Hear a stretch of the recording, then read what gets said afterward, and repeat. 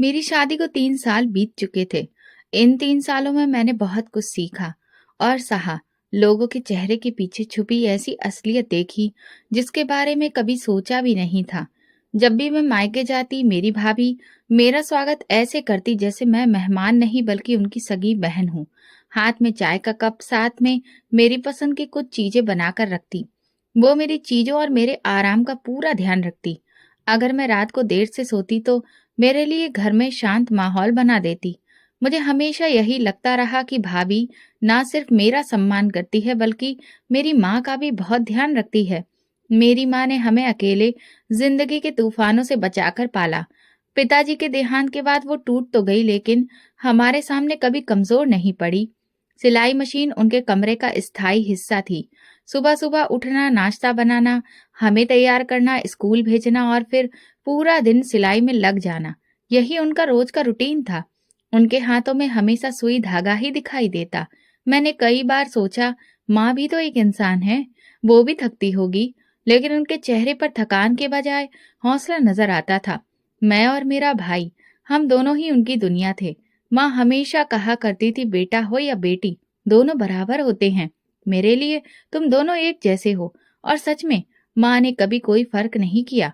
भाई को पढ़ाई करवाई और मुझे भी वो सब कुछ सिखाया जो एक लड़की को आत्मनिर्भर बनाने के लिए जरूरी होता है।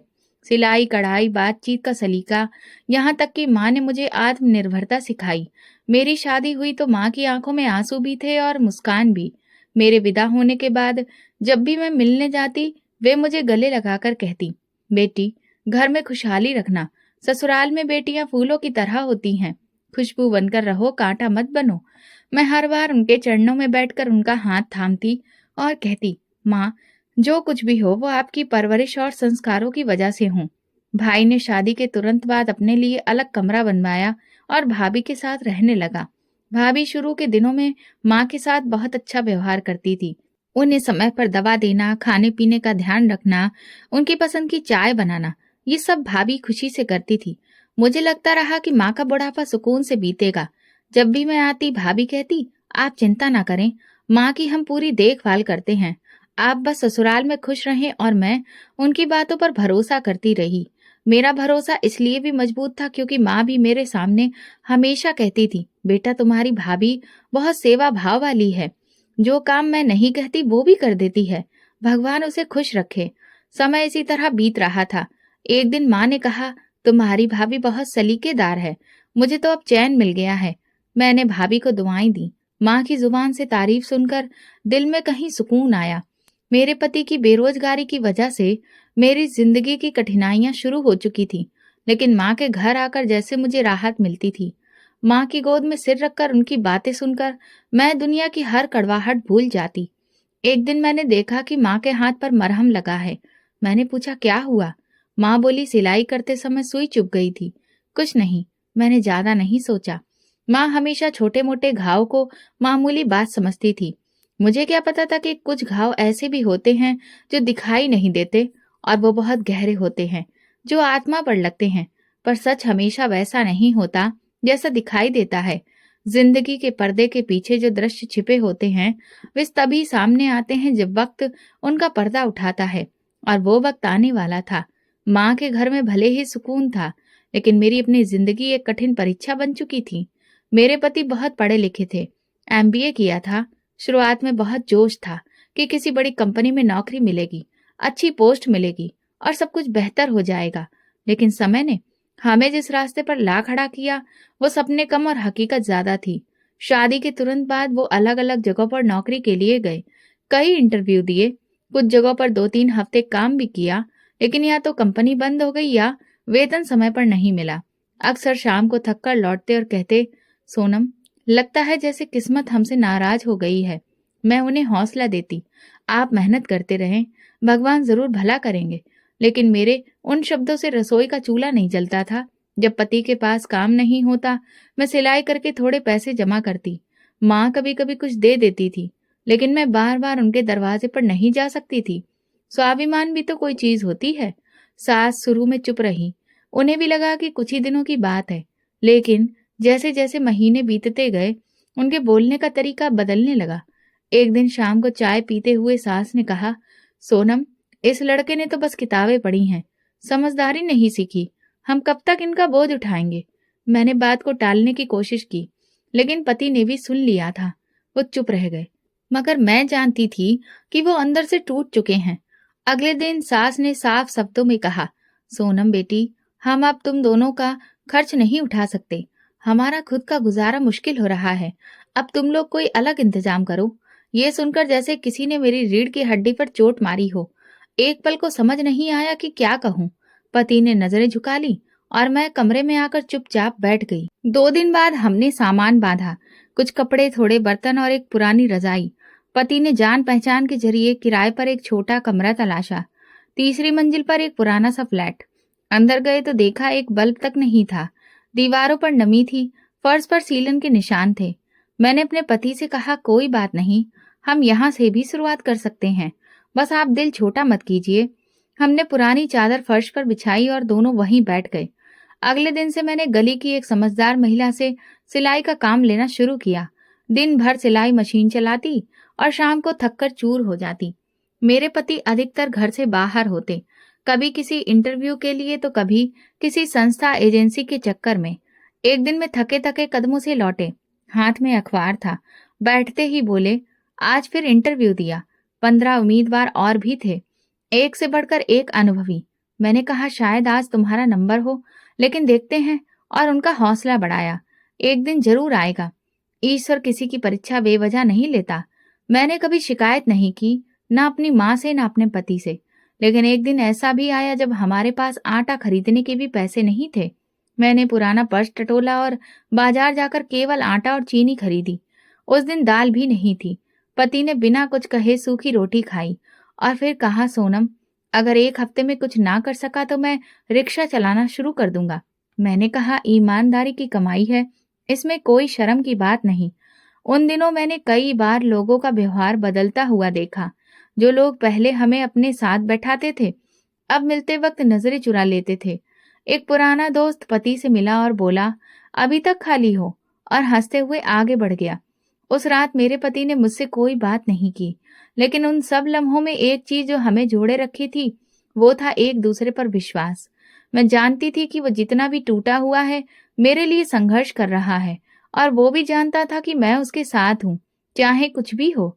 एक दिन शाम को जब संजय घर में दाखिल हुआ, तो उसके चेहरे पर पहली बार वो चमक थी जो मैंने बहुत समय बाद देखी। उसके हाथ में एक एनवेलप था और दरवाजा खोलते ही बोला, सोनम, काम मिल गया है। मैंने जल्दी से पानी का गिलास हाथ में पकड़ा और उसके पास गई। सच? कहाँ? उसने सोफे पर बैठते हुए लंबी सांस ली और बोला, एक निजी कंपनी है, मार्केटिंग सहायक का पद है। इंटरव्यू तो एक हफ्ते पहले दिया था, लेकिन जवाब की उम्मीद नहीं थी। आज फोन आया, कहा है परसों से ज्वाइनिंग करनी है। सैलरी भी अच्छी है, और सबसे अच्छी बात ये कि आने जाने का भत्ता, ट्रांसपोर्ट अलाउंस भी मिलेगा। मैंने मुस्कुराते हुए उसका हाथ थामा और कहा, मैंने कहा था ना, ईश्वर हमारी मेहनत को बेकार नहीं जाने देगा। उस शाम हमने 2 कप चाय और कुछ बिस्किटों से एक छोटी सी पार्टी की। मैंने संजय से कहा, अब हमें समय पर किराया देना होगा, बिजली का बिल भी चुकाना है, और हाँ, मेरी सिलाई मशीन की भी मरम्मत करवानी है। उसने सहमति में सिर हिलाया और, तुम्हारे लिए मैं एक नई साड़ी जरूर लाऊंगा, इस बार की सैलरी से। अगली सुबह मैं जल्दी उठ गई, रसोई साफ की, चाय बनाई, और जब संजय को तैयार होते देखा तो दिल को शांति मिली। मैंने उसकी कमीज ठीक की और जूते पॉलिश किए। जब वो दफ्तर के लिए निकल रहा था तो दरवाजे पर रुककर बोला, सोनम, अब सब बदल जाएगा। दरवाजा बंद होते ही मैंने दूसरी साड़ी पहनी और कुछ पैसे जो मुश्किल समय के लिए रखे थे, उनमें से एक मिठाई का डिब्बा लिया। मेरे मन में बस एक ही बात थी, ये खबर सबसे पहले माँ को देनी है। वही थी जिन्होंने हर बार मेरा हौसला बढ़ाया था। जब जेब खाली होती थी, माँ का दिया हुआ वो 100 का नोट किसी खजाने की तरह निकलता था। फिर मैं रिक्शे में बैठ गई। माँ के मोहल्ले की गलियों में प्रवेश करते हुए एक जानी पहचानी खुशबू महसूस हुई। वही गली, वही दरवाजा, वही खिड़की, जहां से कभी मैं और भाई झांकते थे। दिल में एक अजीब सी खुशी थी कि इस बार मैं कोई शुभ समाचार सुनाने आई हूँ। दरवाजा खटखटाया, भाभी ने दरवाजा खोला। मुझे देखते ही थोड़ी चौंकी, फिर हल्के लहजे में बोली, आइए। मैंने मिठाई का डिब्बा हाथ में उठाया और कहा, बस खुशखबरी देने आई हूँ। संजय को अच्छी नौकरी मिल गई है। सोचा माँ को बताऊं। उन्होंने बहुत प्रार्थना की थी। भाभी ने दरवाजा थोड़ा और खोला और कहा, अंदर आ जाइए, माँ अपने कमरे में हैं। मैं अंदर गई तो माहौल कुछ बदला बदला सा लगा। माँ का कमरा साधारण था, जैसा हमेशा होता था, लेकिन दीवारों और दरवाजों पर एक अजीब सी खामोशी छाई हुई थी। माँ खाट पर बैठी थी। मेरे कदमों की आहट सुनकर उन्होंने नजरें उठाईं। फिर चेहरे पर वही मुस्कान थी जो हमेशा मुझे हिम्मत देती थी। सोनम मेरी बच्ची आ गई। माँ ने मेरे हाथ थाम लिए।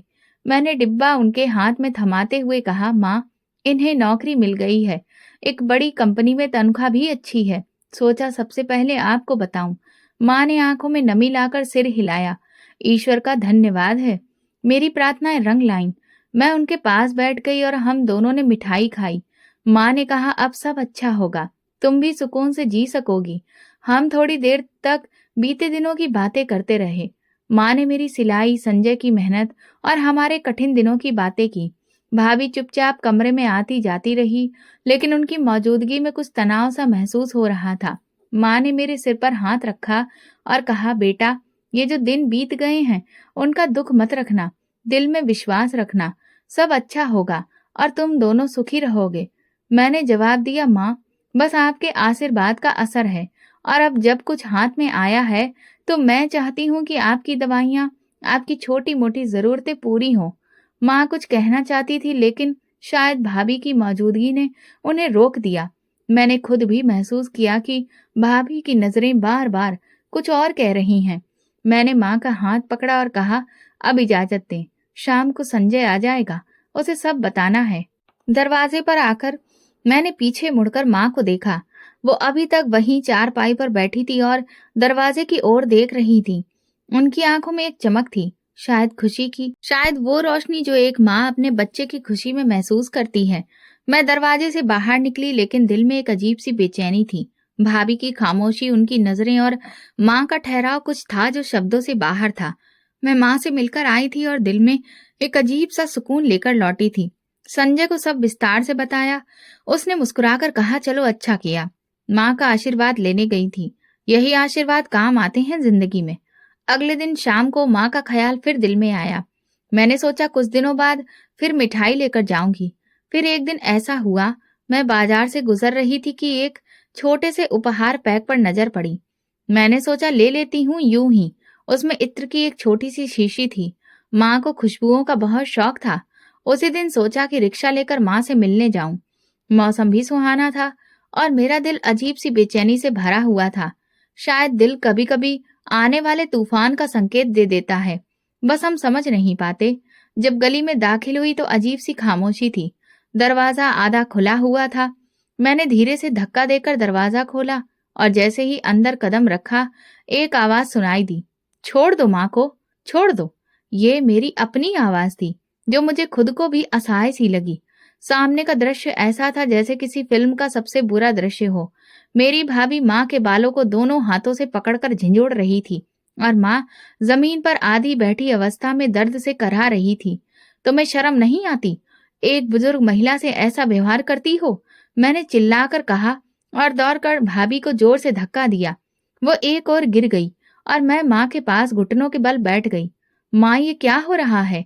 मैंने उनके चेहरे पर हाथ फेरा, उनके उलझे बाल सुलझाए। माँ ने नजरें झुका ली, जैसे शर्मिंदा हो कि बेटी ने उन्हें इस हालत में देख लिया। लेकिन अब मुझसे सब्र नहीं हो रहा था। मैंने गुस्से से पलटकर भाभी की तरफ देखा। ये सब क्या है? ये तुम कर रही हो? वही माँ जिसने तुम्हें अपनी बेटी की तरह रखा, जिनके हाथों का खाना खाया, जिनकी सेवा की बातें करती थी, आज उनके बाल खींच रही हो। भाभी, जो अब तक उठ चुकी थी, तल्खी से बोली, हाँ, मारा है मैंने, क्योंकि अब तंग आ चुकी हूँ इस बुढ़िया से। कब तक सहती रहूं? हर बार माँ तुम्हें पैसे दे देती है, जैसे हम कोई होटल चला रहे हो। मैंने माँ की ओर देखा। उन्होंने नजरें चुरा ली। यही बात है, मैंने ठंडे स्वर में कहा। तो तुम्हें इस बात पर आपत्ति है कि माँ अपनी बेटी को कुछ दे देती है? तुम्हें ये बुरा लगता है कि वो मुझसे स्नेह करती है? भाभी ने तिरस्कार से हंसते हुए कहा, ये स्नेह नहीं है, ये तो मूर्खता है। तुम्हें पालने के चक्कर में ये बुढ़िया हमारे घर में बोझ बनकर बैठी है। सच कहूं तो मन करता है कि इसे कहीं बाहर फिकवा दूं। मेरा दिल जैसे सीने से बाहर आने को था। मैंने माँ के कंधों को थामा। माँ, चलिए यहाँ से। अब आप यहाँ एक दिन भी नहीं रहेंगी। जैसे ही दरवाजा खुला, भाई ने भीतर कदम रखा। उसके चेहरे पर साफ घबराहट झलक रही थी। वो सीधे मेरे सामने आकर खड़ा हुआ और माँ की ओर देखा, जो दीवार के पास सहमी हुई खड़ी थी। मैंने आगे बढ़कर कहा, भाई, कम से कम सच जानने की कोशिश तो करें। एक बार मेरी बात तो सुनिए। उसने हाथ के इशारे से मुझे चुप करा दिया। ना मुझे तुम्हारी बात सुननी है और ना किसी सफाई की जरूरत है। बहुत हो गया ये तमाशा। हर दूसरे दिन कोई नया मुद्दा। भाभी पीछे खड़ी थी, चुप। लेकिन ऐसा लग रहा था जैसे उनकी योजना सफल हो चुकी हो। मैंने फिर कहा, सिर्फ इतना सुन लीजिए। माँ पर हाथ उठाया गया है। मैं आपसे कुछ नहीं कह रही, बस न्याय की बात कर रही हूँ। भाई ने तेज स्वर में कहा, न्याय? तुम्हें कोई हक नहीं है हमारे घर के मामलों में दखल अंदाजी करो। अगर माँ को तुम्हारे साथ रहने का इतना ही शौक है तो उन्हें ले जाओ। हमें किसी के सहारे की जरूरत नहीं है। मैंने माँ की ओर देखा। उनकी आंखें आंसुओं से भरी थीं। वो कुछ कहना चाहती थी, लेकिन शायद उनमें बोलने की हिम्मत नहीं बची थी। मैंने भाई की ओर देखा, शायद उसमें कुछ दया जाग जाए, लेकिन वो और भी कठोर स्वर में बोला, ये दरवाजा है, बाहर निकल जाओ। आज के बाद तुम दोनों के लिए इस घर में कोई जगह नहीं है। मैंने माँ का हाथ पकड़ा और उनके पास जाकर प्यार से कहा, चलिए माँ, हमें किसी के घर पर नहीं रहना है। भाई दरवाजे से हट गया और मैंने माँ को धीरे धीरे बाहर ले जाना शुरू किया। हम दोनों ने फिर पीछे मुड़कर नहीं देखा। दरवाजा जोर से बंद हुआ और जो आवाज भीतर से आई वो थी पूरी तरह से रिश्ता खत्म होने की। गली में निकलते ही माँ ने कहा, काश आज तुम्हारे पिता जीवित होते तो ये दिन ना देखना पड़ता। मैंने उनका हाथ दबाया। अगर पिताजी जिंदा होते तो आपकी कद्र जरूर होती, लेकिन माँ, आपकी बेटी अभी जिंदा है। रिक्शा लेकर हम सीधे अपने किराए के मकान पहुंचे। मैंने दरवाजा खोला, माँ को सहारा दिया और भीतर ले गई। वो चुपचाप चारपाई पर बैठ गई। मैंने उन्हें पानी दिया, उनके जूते उतारे और पंखा चालू कर दिया। कमरे में सन्नाटा था। माँ की नजरें छत की ओर थीं और मेरा दिल लगातार सोच रहा था कि इस उम्र में उन्होंने ये सब कुछ कैसे सह लिया। मैंने उनका बैग खोला जो वे साथ में लाई थीं। अंदर एक पुराना बटुआ, 2 जोड़ी कपड़े और एक सूती दुपट्टा था। माँ, आप पूरी जिंदगी का सामान एक छोटे से बैग में समेट लाईं। मैं रसोई में गई, चूल्हा जलाया और चाय चढ़ाई। साथ ही सोचती रही कि माँ को ये सब भूलने में कितना समय लगेगा और मुझे ये सब सहन करने में कितना। शाम को संजय आया तो दरवाजा खोलते ही चौंक गया। मैंने संक्षेप में कहा, माँ हमेशा के लिए आ गई है। भाई ने हमें घर से निकाल दिया है। संजय अंदर आया और माँ को देखकर चुपचाप बैठ गया। माँ ने नजरें नीची कर ली जैसे शर्मिंदा हो। संजय ने मुझसे पूछा, ये फैसला कब लिया गया? मैंने सीधे शब्दों में कहा, फैसला उन्होंने किया, हमने तो बस सहा है। उसने कुछ नहीं कहा, चुपचाप कमरे में चला गया। थोड़ी देर बाद माँ बोली, तुम्हारे पति को मेरी वजह से कोई परेशानी ना हो। मैंने उनके पैर दबाने शुरू किए और कहा, परेशानी तो तब होती माँ जब कोई बोझ बन जाए। आप तो मेरा सहारा है। उस रात हमने सादा सा खाना खाया। माँ ने बहुत थोड़ा खाया। शायद तबीयत के साथ साथ दिल भी भरा हुआ था। मैंने बिस्तर लगाया, माँ को कंबल उड़ाया और खुद उनके पास बैठ गई। रात को देर तक माँ सो नहीं सकी। मैंने कहा, सो जाओ माँ, सब ठीक हो जाएगा। उन्होंने धीमी आवाज में कहा, बेटी, मैंने बहुत कुछ सह लिया है। अब बस चाहती हूँ कि जो समय बचा है वो सुकून से बीते। मैंने उनका माथा सहलाया और कहा, ये घर आपका है, यहाँ आपको कोई कुछ भी नहीं कहेगा। कमरे में खामोशी थी। बाहर सड़क पर कुछ आवारा कुत्तों के भौंकने की आवाजें आ रही थीं, लेकिन अंदर हम दोनों माँ बेटी एक दूसरे का सहारा बनकर सुकून तलाशने की कोशिश कर रहे थे। मैं जानती थी कि अगला दिन सब कुछ बदल देगा। माँ की दवाइयाँ, उनका आराम और संजय के स्वभाव को लेकर एक नई लड़ाई शुरू होगी। लेकिन मैं तैयार थी, क्योंकि अब मेरे साथ माँ थी और यही साथ मेरे लिए सब कुछ था। सुबह मामूली सी मुस्कान के साथ मैंने नाश्ता तैयार किया। माँ अब तक सो रही थी। संजय रात को देर से आया था, इसलिए उसे जगाने का मन नहीं हुआ, लेकिन मेरे मन में हल्की चिंता थी। कल जो हुआ उसका असर आज जरूर दिखेगा। संजय की चुप्पी भी कुछ संकेत दे रही थी। रसोई में बर्तन समेटते हुए मैंने सुना, कमरे का दरवाजा खुला। संजय की चप्पलों की आवाज धीरे धीरे मेरी ओर बढ़ रही थी। वह रसोई के दरवाजे पर आकर रुका। मैंने सिर उठाकर हल्की सी मुस्कान दी। चाय दूं? उसने सीधा सवाल किया, ये कब तय हुआ कि तुम्हारी माँ हमारे घर में आकर रहेगी? मैंने चाय का कप ट्रे में रखा और कहा, ये तय नहीं था, मजबूरी थी, तुम्हें सब बताने ही वाली थी, लेकिन रात बहुत हो गई, भाई ने घर से निकाल दिया, वो भी माँ को गाली देकर। मैं उन्हें कैसे छोड़ देती? उसने गहरी सांस ली। देखो, मैं तुम्हारा दुख समझता हूँ, लेकिन मेरी भी सुनो। अभी मेरी नौकरी नई है, साधन सीमित हैं, और ऊपर से ये अचानक आई जिम्मेदारी। मैंने चाहकर ये जिम्मेदारी अपने हाथ में नहीं ली। ये मेरी माँ है। जिंदगी के कठिन समय में उन्होंने मेरा साथ दिया। अब मैं कैसे उन्हें अकेला छोड़ दूं? वो कुर्सी पर बैठते हुए बोला, सोनम, तुम जानती हो मैं तुम्हें कभी मना नहीं करता, लेकिन तुमने मुझसे सलाह तक नहीं ली। मैं उसके सामने बैठ गई। कुछ फैसले बिना सलाह के लेने पड़ते हैं। जब कोई रास्ता ना हो तो दिल की सुननी पड़ती है, और मेरा दिल ये कभी स्वीकार नहीं करता कि मेरी माँ दर दर की ठोकरें खाए। उसने एक घूंट लिया, फिर बोला, मेरी माँ क्या सोचेगी? वो पहले ही समझती है कि तुम मुझ पर हावी हो। अब जब वो सुनेंगी कि मैं तुम्हारी माँ को अपने घर में रख रहा हूँ, तो उनकी प्रतिक्रिया क्या होगी? मैंने गंभीरता से कहा, तुम्हारी माँ को हम समझा सकते हैं, लेकिन क्या ये बात महत्वपूर्ण है कि लोग क्या कहेंगे, या ये कि हम एक बुजुर्ग महिला को छत दे रहे हैं? वो चुप हो गया, फिर बोला, तुम एक बात समझ लो, मैं अभी इस लायक नहीं हूं कि दो घरों की जिम्मेदारी उठा सकूं, और अगर तुम अपनी माँ को रखना चाहती हो तो पहले सोच लो कि इसका नतीजा क्या निकलेगा। मैंने हैरानी से उसकी ओर देखा। तुम कहना क्या चाहते हो? क्या मैं माँ को वापस उसी घर छोड़ आऊं जिसने दरवाजा बंद करके हमें निकाल दिया? संजय ने नजरें चुराते हुए कहा, कम से कम वो उनकी जिम्मेदारी है। वो पुरुष है, बेटा है, उसे निभाना चाहिए। ये हमारा फर्ज नहीं बनता। मेरे दिल में चोट सी लगी, लेकिन मैंने नरमी से कहा, अगर बेटा होने से जिम्मेदारी पूरी हो जाती तो आज माँ यहाँ ना होती। अगर तुम मेरी जगह होते तो क्या यही करते? अपनी माँ को ऐसे ही बेसहारा छोड़ देते? वो थोड़ी झुंझलाहट से बोला, तुम हर बात को भावनात्मक रंग दे देती हो। मैं हकीकत की बात कर रहा हूँ। मैंने संयम से कहा, हकीकत यह है कि माँ बूढ़ी हो चुकी है, और अब वो हमारे रहमो करम पर है। हम उन्हें रखें या छोड़ दें, फर्क सिर्फ जमीर का है। संजय ने चाय खत्म की और कुर्सी से उठते हुए कहा, मेरा जमीर तब भी जागता है जब हम बिजली का बिल समय पर नहीं दे पाते, जब तुम कपड़ों की सिलाई समय पर पूरी नहीं कर पाती, और अब इस सब में एक और व्यक्ति शामिल हो गया है। मैंने खड़े होकर सीधा उससे पूछा, तो बताओ संजय, क्या तुम चाहते हो कि मैं माँ को निकाल दूं, ये कहकर कि हम उनका बोझ नहीं उठा सकते? उसने थोड़ी देर की चुप्पी के बाद कहा, हाँ, चाहता हूं। तुमने पूछा, मैंने सच कह दिया। मैं नहीं चाहता कि वो इस घर में रहे। मेरे पांव जैसे जमीन से चिपक गए।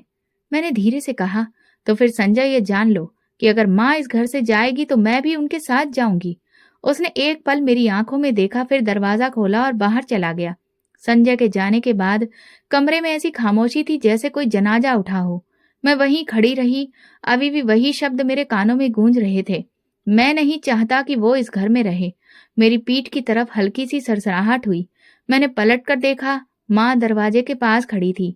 उनका चेहरा भावहीन था, लेकिन आंखें साफ बता रही थी कि वो सब कुछ सुन चुकी हैं।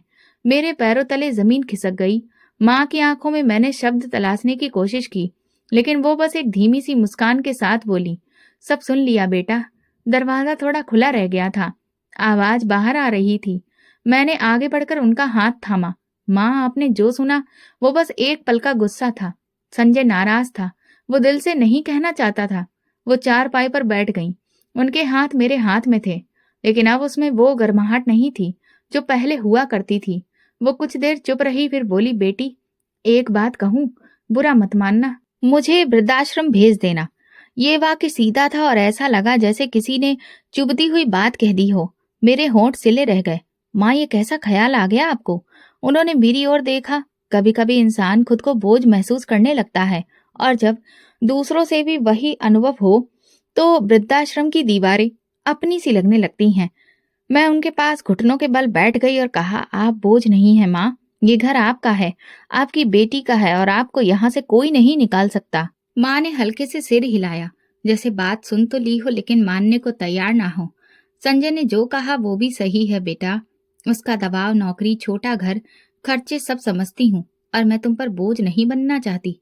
मैंने संयम रखते हुए कहा, अगर रिश्ते दबाव में तोले जाने लगे माँ जैसा रिश्ता तो सबसे कीमती हो जाता है। कमरे में फिर सन्नाटा छा गया। माँ की आंखों में कई सवाल थे और मेरे दिल में ढेरों जवाब, जिनका शायद कोई असर नहीं हो रहा था। उसी शाम संजय घर लौटा। चेहरा थका हुआ था।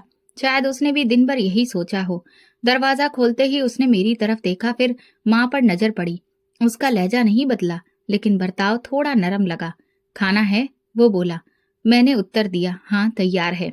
हम तीनों ने एक साथ खाना खाया, लेकिन एक मेज पर बैठे तीन अलग अलग कहानियों वाले लोग थे। संजय खाने के बाद कमरे में चला गया। मैं माँ के बर्तन उठाने लगी तो माँ ने मेरा हाथ पकड़ लिया। बेटा, अब हर कदम सोच समझ कर रखना है। मैंने नरमी से कहा। माँ, अगर कदम रुकने लगे तो जिंदगी बिखर जाती है। हम साथ रहेंगे, कुछ ना कुछ कर लेंगे। अगली सुबह माँ पूजा पाठ करके बाहर आ गई। मैंने उनके लिए चाय बनाई और साथ में 2 बिस्किट रखे। वो खामोशी से चाय पीती रही, फिर अचानक बोली, सोनम, एक रिश्ता सिर्फ बोलने से नहीं बनता, बर्ताव से भी बनता है। और जब बर्ताव बदल जाए तो रिश्ता जीते जी मर जाता है। मैंने बात काटते हुए कहा, माँ, संजय को वक्त दो। उसका दिल बदला है, लेकिन शायद हालात ने ऐसा करवाया है। माँ ने प्याला नीचे रख दिया। मुझे वक्त की नहीं, ठिकाने की चिंता है, और मैं चाहती हूँ कि तुम भी सच्चाई का सामना करो। अगर संजय ने दोबारा सख्ती की तो मैं खुद ही कहीं चली जाऊंगी। मैं तेज स्वर में बोली, आप कहीं नहीं जाएंगी, यही अंतिम बात है। संजय से अब मैं खुलकर बात करूंगी। ये मामला अब अधूरा नहीं छोड़ा जाएगा। उस दिन मैंने पहली बार ये निर्णय लिया कि चाहे मुझे संजय से लड़कर ही क्यों ना बात करनी पड़े, मैं करूंगी, क्योंकि मैं मजीद अपनी माँ के चेहरे पर यह बेबसी अब और नहीं देख सकती थी। रात को जब संजय कमरे में आया तो मैंने दरवाजा बंद कर लिया और सीधे कहा, संजय, अगर तुम्हें मेरी माँ से कोई समस्या है तो साफ बताओ, लेकिन याद रखना, अगर माँ जाएगी तो मैं भी उनके साथ चली जाऊंगी। संजय कुछ देर तक चुप रहा, फिर बोला, सोनम, तुम जानती हो मैं तुमसे प्रेम करता हूँ, लेकिन कुछ बातें सच्चाई पर आधारित होती हैं। मैंने खड़े स्वर में कहा, प्रेम केवल शब्दों से नहीं होता, स्वीकार करने से होता है। अगर तुमने मेरी माँ को स्वीकार नहीं किया तो तुम्हारा प्रेम मेरे लिए अर्थहीन है। उसने सिर झुका लिया और कहा, मुझे थोड़ा समय दो। मैं दरवाजा खोलकर बाहर आ गई और माँ अभी भी आंगन में बैठी थी। उनके चेहरे पर थकावट थी, लेकिन जब मैं उनके पास जाकर बैठ गई तो वो बोली, बात हो गई? मैंने कहा, अब बात नहीं, निर्णय होगा। वो मुस्कुराई, लेकिन उनकी आंखें अभी भी नम थी। उस रात माँ मेरे पास ही सोई और मेरे दिल में एक संकल्प हमेशा के लिए जाग उठा। माँ को अब कोई दूसरा घर नहीं मिलेगा। माँ के साथ वो आखिरी रात हमने खामोशी में गुजारी। वो मेरे साथ ही चारपाई पर लेटी रही, लेकिन उन्हें नींद नहीं आ रही थी। मैंने आंखें बंद कर रखी थी, मगर मैं जानती थी कि वो बार बार करवटें बदल रही थी। कभी उनका हाथ मेरे कंधे पर आ जाता, कभी वो धीरे से उठकर पानी पीती, फिर वापस आकर बैठ जाती। सुबह जब मैंने आंखें खोली तो वो उठ चुकी थी। पूजा पाठ के बाद वो चुपचाप चाय पीने बैठ गई। मैंने उनके पास बैठकर पूछा, कुछ सोच रही हैं माँ? उन्होंने सीधी नजर से देखा और कहा, मैंने सोच लिया है सोनम, तुम्हारे लिए आसानी लानी होगी। मैं तुम्हारे और संजय के बीच दीवार नहीं बनना चाहती। मैंने तुरंत कहा, माँ, ऐसी बातें मत कीजिए। मैं हर कठिनाई सह लूंगी, लेकिन आपको कहीं जाने नहीं दूंगी। उन्होंने मेरी ओर देखा। मेरी बेटी, तुमने बहुत साथ निभाया है, अब मेरी बारी है। मुझे इजाजत दो कि मैं कहीं ऐसी जगह जा सकूं जहां मैं तुम्हारी जिंदगी का बोझ ना बनूं। मैं जानती थी ये जिद नहीं, आत्मसम्मान की अभिव्यक्ति थी, लेकिन मैं कुछ नहीं कह सकी। उनकी नजरें अब किसी निर्णय की प्रतीक्षा नहीं कर रही थी, बस ये बता रही थी कि निर्णय हो चुका है। दोपहर को मैंने माँ की दवाइयाँ और कपड़े एक छोटे बैग में रखे। उन्होंने कुछ नहीं कहा, बस बिस्तर समेटती रही। मैंने रिक्शा बुलवाया और उन्हें लेकर निकल पड़ी। रास्ते में हम दोनों चुप थे। रिक्शे के शोर में भी माँ की चुप्पी साफ सुनाई दे रही थी। वृद्धाश्रम पहुंचकर दरवाजा खटखटाया। एक औरत ने दरवाजा खोला। उम्र लगभग 40 वर्ष रही होगी, चेहरे पर गंभीरता। उसने पूछा, कैसे आना हुआ? मैंने हिचकिचाते हुए कहा, मेरी माँ के लिए ठिकाने की तलाश है। कुछ समय के लिए उन्होंने दरवाजा खोल दिया। उन्होंने कहा, आइए, अंदर आ जाइए। मैं और माँ अंदर दाखिल हुए। सामने एक छोटा सा बरामदा था। बाईं तरफ 2 कमरे थे और दाईं ओर एक बड़ा हॉल, जहां 4 पाइयां क्रम से लगी हुई थी। उन पर अलग अलग उम्र की महिलाएं बैठी थीं। कुछ बातें कर रही थी, कुछ चुप थी और कुछ बस खाली निगाहों से सामने देख रही थी। एक चारपाई खाली थी, वहां माँ को बैठा दिया गया। माँ ने आसपास देखा, फिर मेरी तरफ देखा। मैंने उनका हाथ थामा। यहाँ सभी माताएं हैं, कोई अपने बेटे के बिना है, किसी को उसके बेटे ने छोड़ दिया है, लेकिन मैं रोज आऊंगी, आपके साथ समय बिताऊंगी। माँ ने सिर हिलाया और कहा, यही काफी है बेटा। इस वृद्धाश्रम की चालक, जिनका नाम शकुंतला देवी था, उन्होंने दाखिले की प्रक्रिया पूरी की। उन्होंने कहा, यहाँ सभी को समान समझा जाता है, समय पर भोजन, दवा, और अगर किसी की तबीयत बिगड़ जाए तो अस्पताल की व्यवस्था भी है। मैंने माँ के लिए लाया हुआ दुपट्टा निकाल कर उनके कंधों पर रखा, उनके बाल संवारे और धीरे से कहा, अब आप चैन से रहेंगी। पहले दिन मैं देर तक वहां बैठी रही, माँ से बातें होती रहीं। बगल की चारपाई पर एक वृद्ध महिला थी। वो थोड़ी देर बाद मुझसे पूछती, बेटी तुम कहाँ से आई हो? अपनी माँ को छोड़ने आई हो या लेने? मैं नरमी से जवाब देती, मैं माँ के साथ आई हूँ और वे यहाँ अतिथि हैं। वे हंसती और कहती, ये अतिथियों की मेहमानियां लंबी हो जाती हैं यहाँ। दूसरे दिन मैं फिर वहां पहुंची। माँ मुझे देखकर मुस्कुराई। वो पहले से बेहतर लग रही थी। मैंने उनके बालों में कंघी की, हाथों में तेल लगाया और उनके साथ बैठी रही। एक दिन वृद्धाश्रम की चालक ने मुझे एक तरफ ले जाकर कहा, मैडम आप रोज आती हैं, बाकी बच्चे तो एक बार छोड़कर चले जाते हैं और फिर सालों नहीं आते। आपने तो हमें चौंका दिया है। मैंने कहा, ये मेरी माँ है, मैंने इनकी उंगली पकड़कर चलना सीखा है, अब इनका सहारा बनना मेरा कर्तव्य है। कुछ दिनों में बाकी माताएं भी मुझसे घुल मिल गईं। कोई अपनी दवाइयां मुझे सौंप देती, कोई कहती, बेटी आज मेरे सिर में दर्द है, थोड़ा तेल लगा दो, और मैं सबका ध्यान रखती। माँ के साथ भी समय बिताती, बातें करती। माँ का व्यवहार बदलने लगा था। वे वहां की औरतों से बातें करती, प्रार्थनाएं देती और अक्सर मुझे स्नेह से कहती, ये सब मेरे जैसी ही माताएं हैं, इनका भी ध्यान रखना। मैंने एक सिलाई मशीन मंगवा ली और वृद्धाश्रम की छत वाले कमरे में रख दी। वहां बैठकर सिलाई करती, कुछ महिलाओं को भी सिखाने लगी। मैंने उनके लिए कपड़े सिलना शुरू कर दिए, जो बाहर बेचने से थोड़ी आमदनी हो जाती। संजय ने इस बारे में कभी कुछ नहीं पूछा। हमारे घर में आपसी रिश्ता एक खामोश समझौता था, जिसमें भावनाएं नहीं थी, बस समय गुजर रहा था। अब वो वृद्धाश्रम मेरे दिन का वो हिस्सा बन गया था, जहां मैं खुलकर सांस ले पाती थी, जहां मेरे आसपास ऐसी महिलाएं थी जिन्होंने सब कुछ खोकर भी हार नहीं मानी थी। एक दिन माँ ने मुझसे कहा, बेटी यहाँ तो मेरे जैसी कई माएं हैं, लेकिन इन सबको कोई सोनम नहीं मिली। भगवान तुम्हें खुश रखे, तुमने सिर्फ एक माँ नहीं बल्कि कई माँओं का सहारा बनकर दिखाया है। मैंने उनके माथे को चूमा और मन ही मन ईश्वर का धन्यवाद किया कि जीवन ने मुझे ये अवसर दिया कि मैं किसी पर बोझ न बनूं, बल्कि किसी का सहारा बन सकूं। जब से माँ वृद्धाश्रम में आई थी, कुछ महीने बीत चुके थे। मैं रोज जाती, कभी दोपहर में, कभी शाम को। शुरू में माँ की तबीयत काफी बेहतर लग रही थी, लेकिन पिछले कुछ दिनों से उनके चेहरे की चमक फीकी पड़ने लगी थी। उन्होंने खाना खाना कम कर दिया और बातों में भी कमी आ गई थी। एक दिन जब मैं पहुंची तो माँ खाट पर लेटी थी और कंबल उनके सीने तक था, जबकि मौसम गर्म था। मैंने उनके माथे पर हाथ रखा, वो गर्म था। मैंने पूछा, माँ तबीयत ठीक है? उन्होंने धीरे से आंखें खोली और कहा, बस हल्का सा बुखार है, कल से थोड़ी थकावट महसूस हो रही है। मैंने तुरंत सिमरन बहन को बुलाया।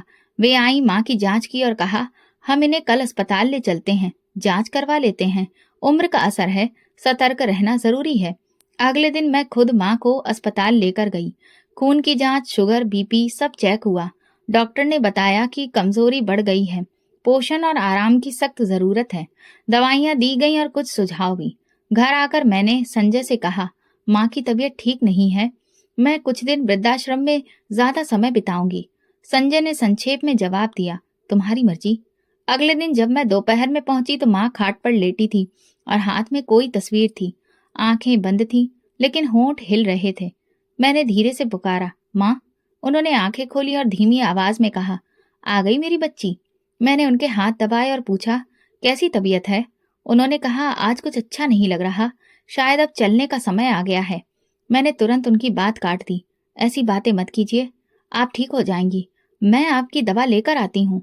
उन्होंने मेरा हाथ पकड़ लिया और कहा, बेटा, जो समय भगवान ने तय किया होता है उसे कोई नहीं बदल सकता, लेकिन मैं संतुष्ट हूँ कि मेरी बेटी ने वो सब कर दिखाया जो शायद बेटे भी ना कर पाते।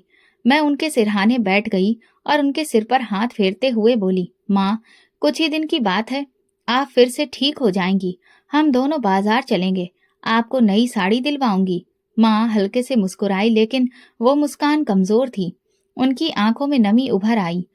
उन्होंने कहा, साड़ी बाद में ले लेना, अभी तो सिर्फ तुम्हें आशीर्वाद दे रही हूँ कि तुम हमेशा सुरक्षित रहो। उसी रात जब मैं घर गई तो दिल में एक अजीब सी बेचैनी थी। सुबह के समय फोन बजा। शकुंतला जी की कॉल थी। मैंने तुरंत फोन उठाया। सोनम जी, उनकी आवाज में शांति थी। फिर उन्होंने धीमी आवाज में कहा, बेटी, माँ अब इस दुनिया में नहीं रही। रात में उनकी तबीयत बिगड़ गई और वे हमें छोड़ गईं। मेरे हाथ से फोन गिरते गिरते बचा।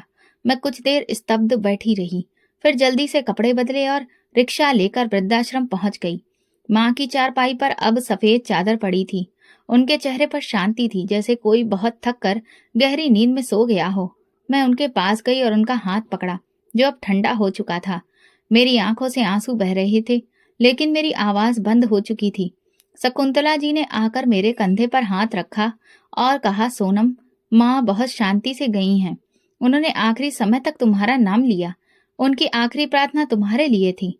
वृद्धाश्रम की दूसरी महिलाएं भी आ गईं। कोई मेरा हाथ थामती, कोई प्रार्थना देती, कोई कहती। हमने कभी किसी को माँ की सेवा यूं करते नहीं देखा। मैं बस चुप रही। उस समय शब्द अर्थहीन हो गए थे। माँ चली गई थी, लेकिन उनकी छुअन मेरे हाथों में रह गई थी। अंतिम संस्कार का प्रबंध वृद्धाश्रम ने किया। माँ के अंतिम संस्कार के बाद मैंने उनकी अस्थियों का विसर्जन किया और दिल से प्रार्थना की, हे भगवान, मेरी माँ को स्वर्ग का हिस्सा बनाना। वापसी पर जब मैं फिर वृद्धाश्रम पहुंची, वहां की महिलाएं मुझे गले लगाकर रोने लगीं। एक बुजुर्ग महिला ने कहा, सोनम, हम सब भी तेरी माँ हैं। तू सिर्फ अपनी माँ की सेवा नहीं करती थी, तूने हम सबको बेटी जैसा प्रेम दिया है। मैंने उन सभी को देखा और कहा, जब तक सांस है मैं हर माँ की बेटी रहूंगी। जीवन में कई रिश्ते रास्ते में छूट जाते हैं, लेकिन जब माँ का साया उठ जाता है तो इंसान अधूरा हो जाता है। माँ के जाने के बाद कई दिनों तक मैंने खुद को वृद्धाश्रम के कार्यों में व्यस्त रखा। हर सुबह वहां जाकर किसी की दवा का पर्चा संभालना, किसी के कपड़े सिलवाना और शाम को वही कुछ समय बिताकर माँ की खाली चारपाई को देखती रहती। एक दिन जब मैं वृद्धाश्रम पहुंची तो दरवाजे पर एक अपरिचित महिला मेरा इंतजार कर रही थी। उनकी उम्र मध्यम थी, कपड़े सादे थे, हाथ में पुरानी फाइल और आंखों में पहचान की चमक थी। उन्होंने मुझे देखकर कहा, तुम सोनम हो, गंगा की बेटी? मैंने सिर हिलाकर हाँ कहा। उन्होंने मुस्कुराते हुए फाइल आगे बढ़ाई और कहा, मैं तुम्हारी माँ की पुरानी दोस्त हूँ। माँ तुम्हारी बहुत बातें करती थी। उनके जाने के बाद ये जिम्मेदारी मुझे सौंपी गई थी, जिसे उन्होंने विशेष रूप से तुम्हें देने को कहा था। मैंने वो फाइल थामी और पूछा, क्या अमानत है? उन्होंने कहा, तुम घर जाकर देख लेना, सब कुछ लिखा है। बस इतना जान लो, तुम्हारी माँ बहुत सोच समझ कर गई है। ये कहकर वे चली गई और मैं वहीं खड़ी रह गई, फाइल हाथ में और मन में सवालों का गुबार। घर आकर मैंने कमरा बंद किया और फाइल खोली। अंदर एक रजिस्ट्री के प्रति कुछ पत्र और एक वसीयतनामा था। पहले मैंने रजिस्ट्री देखी। वो नाना के गांव की लगभग 12 एकड़ कृषि भूमि थी, जो माँ के नाम थी।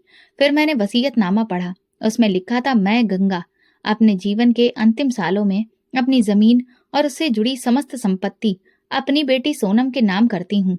मेरी मृत्यु के बाद ये सारी संपत्ति केवल उसी की होगी।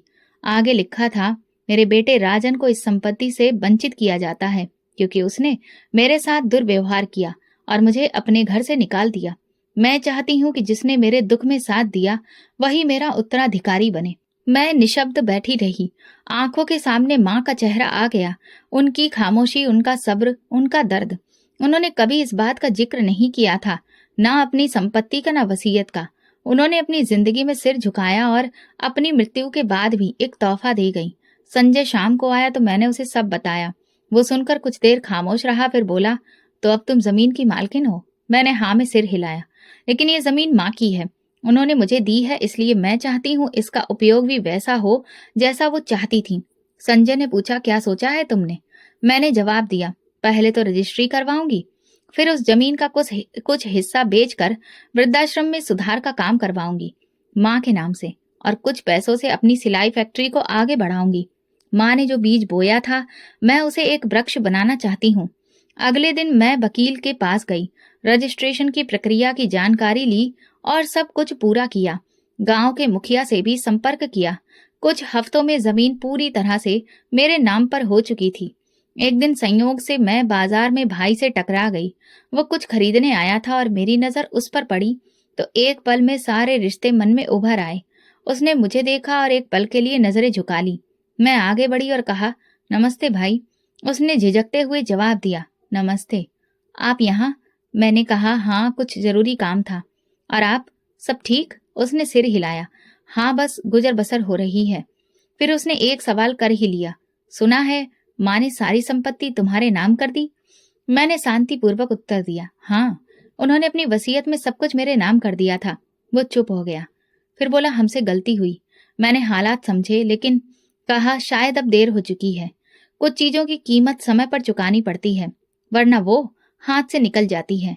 वो कुछ कहना चाहता था, लेकिन मैंने विदा ली। अलविदा भाई। जब मैं घर लौटी तो दिल में एक अजीब सा एहसास था। न खुशी थी, न गम, बस एक खालीपन था जो माँ की वसीयत ने और गहरा कर दिया था। जमीन मेरे नाम हो चुकी थी और मैंने पहला कदम वही उठाया जो माँ शायद अपनी जिंदगी में उठाना चाहती थी, लेकिन समय, परिस्थितियों और लोगों ने उन्हें मौका नहीं दिया। वृद्धाश्रम में एक नया हिस्सा बनवाने की योजना तुरंत शुरू कर दी। ये विशेष हिस्सा विशेष रूप से उन बुजुर्ग महिलाओं के लिए था जिन्हें उनके घर वालों ने छोड़ दिया था। मैंने उसका नाम रखा गंगा कक्ष, मेरी माँ के नाम पर। वृद्धाश्रम का वो हिस्सा बदल रहा था। नई चारपाइयां, रोशन कमरे, साफ सुथरे स्नान घर और हर कमरे के बाहर एक नीम का पेड़, ताकि छांव भी हो और ताजी हवा भी। जहां तक फैक्ट्री की बात है, वो एक छोटे से कमरे में माँ की सिलाई मशीन से शुरू हुई थी। जब मुझे जमीन मिली तो मैंने उस फैक्ट्री को एक व्यवस्थित संस्थान में बदला। नाम रखा गंगा क्रिएशन। वहां मैंने सिलाई, कढ़ाई, बुनाई और छोटी दस्तकारी के काम शुरू कराए। अधिकतर महिलाएं वही थी जिन्हें उनके घरों से निकाल दिया गया था। ये वे थी जिनके पास हुनर तो था, लेकिन अवसर नहीं। रोज सुबह मैं फैक्ट्री जाती, काम देखती, ऑर्डर चेक करती, मजदूरों की बातें सुनती और शाम को वृद्धाश्रम आ जाती। मेरी जिंदगी अब दो हिस्सों में बटी थी, लेकिन सुकून दोनों जगहों से आता था। हर दिन एक नई सफलता, हर चेहरे पर नई उम्मीद। घर के हालात माँ की बदौलत अब बहुत बेहतर हो चुके थे। हम एक अच्छे किराए के घर में रहने लगे थे। पति संजय भी अपने बर्ताव पर बेहद शर्मिंदा था, पर मुझे उससे कोई शिकायत नहीं थी। जब सगा बेटा बदल सकता है तो दामाद का क्या कसूर। कुछ दिन बाद मैं एक धार्मिक संस्था में शामिल हुई थी, जहाँ मेरी फैक्ट्री का स्टॉल भी लगा था। वहीं एक चेहरा अचानक सामने आ गया, जिसे देखे बहुत समय हो गया था। भाई राजन, सादा वस्त्रों में, चेहरे पर पछतावा और आंखों में शर्मिंदगी, मेरी ओर बढ़ते हुए बोला, सोनम। मैंने ठंडे स्वर में जवाब दिया, जी भाई। उसने झिझकते हुए कहा, बस यूं ही आया था, देखने और टहलने के लिए। तुम्हारा नाम देखा तो दिल कुछ महसूस करने लगा। मैंने कहा, आपकी जिंदगी में सच्चाई का समय तो बहुत पहले ही गुजर चुका। अब जो बचा है वो केवल जवाब है। वो चुप हो गया। कुछ पल बाद बोला, सोनम, माँ के जाने के बाद मैं बहुत उदास रहता हूँ। लगता है जैसे सब कुछ खो गया हो। मैंने गहरी नजर से उसे देखा और कहा, जब माँ को घर से निकाला था तब सोचा था कि सिर्फ एक बुरी औरत जा रही है। असल में तुम अपनी जड़ काट रहे थे। जिन माता पिता को छोड़ दिया जाए वही तुम्हें छोड़ देते हैं, और उनके साथ तुम्हारा नसीब भी चला जाता है। उसने धीरे से कहा, मुझे अपनी गलती का एहसास है और शायद यही मेरी सजा है। मैंने उत्तर दिया, सजा समय देता है और समय ही क्षमा करता है। मेरी तरफ से क्षमा है, लेकिन तुम माँ के चरणों की धूल अब दोबारा नहीं पा सकोगे। मैं मुड़कर अपने स्टॉल की ओर चली गई। पीछे से कोई आवाज नहीं आई। मैं जानती थी समय ने उसे सब कुछ सिखा दिया था। वृद्धाश्रम में गंगा आश्रय पूरी तरह से बन चुका था। उसकी एक समापन समारोह रखी गई, जिसमें शहर के प्रमुख लोग आए। मैंने माँ की एक बड़ी तस्वीर बीच की दीवार पर लगवाई और नीचे लिखवाया, जिसने दिया कभी वापस नहीं मांगा, जिसने सहा कभी शिकायत नहीं की। ये उन सबके नाम जिन्होंने अपनी बेटी को दुनिया की सबसे अनमोल विरासत दी, साहस। मैंने चुपचाप उस तस्वीर को देखा। आंखें नम थी, लेकिन दिल मजबूत था। जिंदगी ने मुझे बहुत कुछ दिखाया, लेकिन मेरी माँ ने सिखाया कि दुख से डरना नहीं चाहिए, उसे एक अवसर समझो। और मैंने उस शिक्षा को अपनी पूरी जिंदगी में अपनाया। आज मैं अकेली नहीं थी। मेरा पति था, मेरी फैक्ट्री थी, मेरी माँ की यादें थीं। वो माँ जिन्होंने मुझे बेटी कहा, और वो खुशबू जो सिर्फ एक सच्चे रिश्ते से आती है। माँ की सेवा कभी व्यर्थ नहीं जाती। वो प्रार्थनाओं में छिपी हुई स्वर्ग में होती हैं। जो माता पिता को छोड़ते हैं, भाग्य उनसे स्वयं दूर चला जाता है। इस कहानी का मूल संदेश ये है कि माँ बाप का सम्मान और सेवा जीवन की सबसे बड़ी दौलत है। जो लोग अपने माता-पिता को त्याग देते हैं, वे अपने भाग्य और सुख से भी हाथ धो बैठते हैं। लेकिन जो संतान उनके संस्कारों और सपनों को आगे बढ़ाती है, वो ना सिर्फ समाज में सम्मान पाती है, बल्कि आत्मिक शांति और सच्ची सफलता भी अर्जित करती है। तो दोस्तों, अगर आपको हमारी कहानी पसंद आई हो तो कमेंट करके ज़रूर बताएं। वीडियो को लाइक करें और ज़्यादा से ज़्यादा शेयर करें। अगर आप चैनल पर नए हैं तो सब्सक्राइब जरूर करें और नोटिफिकेशन बेल दबाएं ताकि अगली अपडेट सबसे पहले आपको मिले। धन्यवाद।